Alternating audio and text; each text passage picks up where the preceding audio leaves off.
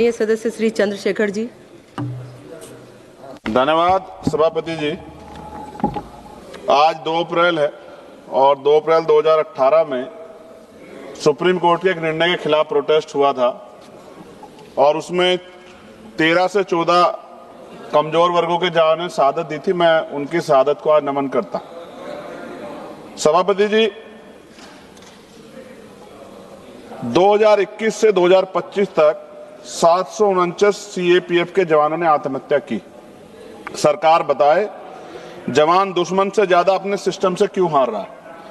और पिछले कुछ वर्षों में 46,000 से अधिक सीएपीएफ के जवानों ने और अधिकारियों ने वीआरएस ले लिया।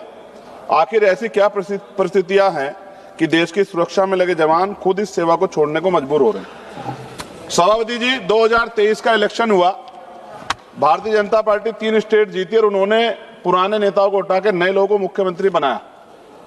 ये पुराने नेताओं को अच्छा नहीं लगा होगा कुछ लोगों को, लेकिन ये सच है कि जो नीचे का कार्यकर्ता उसके मन में ये बात पैदा हुई कि हमारा भी अवसर आ सकता है अगर हम ईमानदार से काम करेंगे, जज्बे से काम करेंगे। वही पार्टी, वही सरकार जो नए अवसर की बात करती है, नए लोगों को कि भाई हमारी पार्टी में कोई नीचे का आदमी भी राष्ट्रीय अध्यक्ष बन सकता है, वही पार्टी ऐसा बिल लाई है जिसको लेके हमारे सीएपीएफ के जवानों में और अधिकारियों में चिंता है। सभापति जी, मैं इस विधेयक का नाम सीएपीएफ सामान्य प्रशासन रखा गया है, लेकिन इसके प्रावधानों को देखने के पर ऐसा प्रतीत होता है कि इसमें सीएपीएफ के हजारों अधिकारियों जवानों की बजाय बहुत सीमित संख्या में आईपीएस अधिकारियों के हितों को प्राथमिकता दी गई।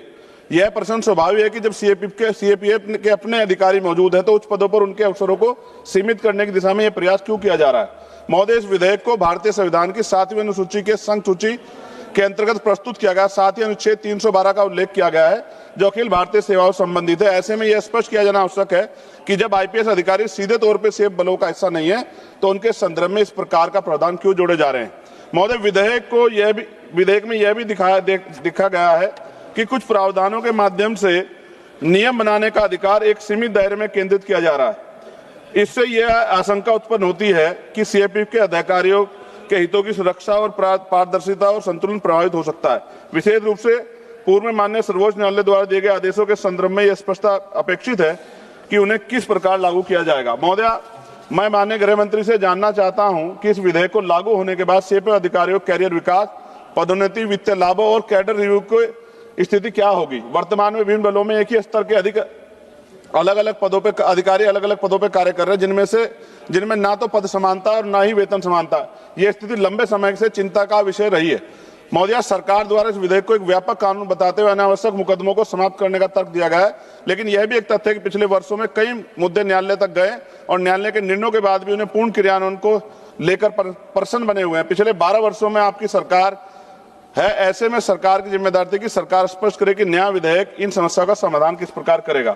मैं यह भी कहना चाहूंगा कि सीएपीएफ के जवान, हमारे जवान और अधिकारी देश की आंतरिक सुरक्षा की लीडर और सीमाओं की सुरक्षा लेकर महत्वपूर्ण संस्थानों, यहां तक कि इस लोकतंत्र के मंदिर, संसद की रक्षा और शहादत भी दी है सभापति जी, तक अपनी जिम्मेदारियां निभाते हैं। ऐसे में उनके अधिकार और सम्मान, कैरियर सुरक्षा को सुनिश्चित करना केवल प्रशासनिक विषय बल्कि राष्ट्रीय सुरक्षा का भी प्रश्न है। तो मैं सरकार से आग्रह करना चाहता हूं कि वे सदन और देश के सामने स्पष्ट करे ये विधेयक वास्तव में सीएपीएफ अधिकारियों और जवानों के हितों की रक्षा कैसे करेगा, कैसे उनके पदोन्नति, कैरियर विकास, न्यायालय द्वारा निर्धारित लाभों की सुरक्षा सुनिश्चित होगी।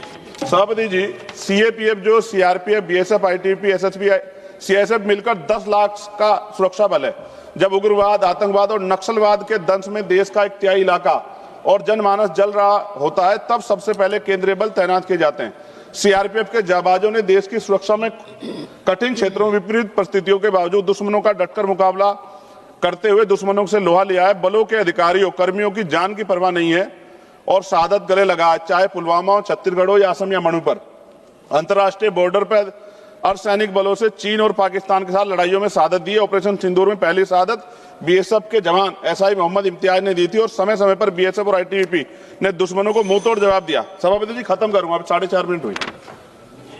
आज भी देश की रक्षा की पहली सुरक्षा लाइन 1962 में, हॉट स्प्रिंग 1965 में कच्छ का रण और देश की सीमाओं की रक्षा बड़े बड़ी शहादतें इतिहास में दर्ज है। आपको तो इतिहास से गहरा लगाव, कुछ पन्ने पलटने चाहिए। सभापति जी, यहां से वहां तक ये सीएपीएफ के जवान इस पार्लियामेंट की तरफ आज देख रहे हैं कि पार्लियामेंट हमारे हितों की कैसे रक्षा करेगी। ये अलग बात है, सरकार बिल लाई है, सरकार के पास शक्ति है, उसको पास भी करा देगी। हम लोग तो विरोध दर्ज करा सकते हैं, लेकिन ये भी एक कड़वी सच्चाई है कि अगर हम कोई बिल ला भी रहे हैं, हम किसानों के खिलाफ, किसानों के लिए बिल लाए, वापस लेना पड़ा, और भी हम बहुत सारे बिल लाए जिन पे आपत्ति हुई। सभापति जी 10 सेकंड में खत्म करूंगा। क्यों नहीं हम उद्योगिक अधिकारियों से बैठ के बात करते हैं कि बीच का रास्ता निकल जाए? हम अपनी सेना का मनोबल, अपने आर्म फोर्स का मनोबल क्यों गिराएं? वो भी तो हमारे लिए खड़े हैं ना।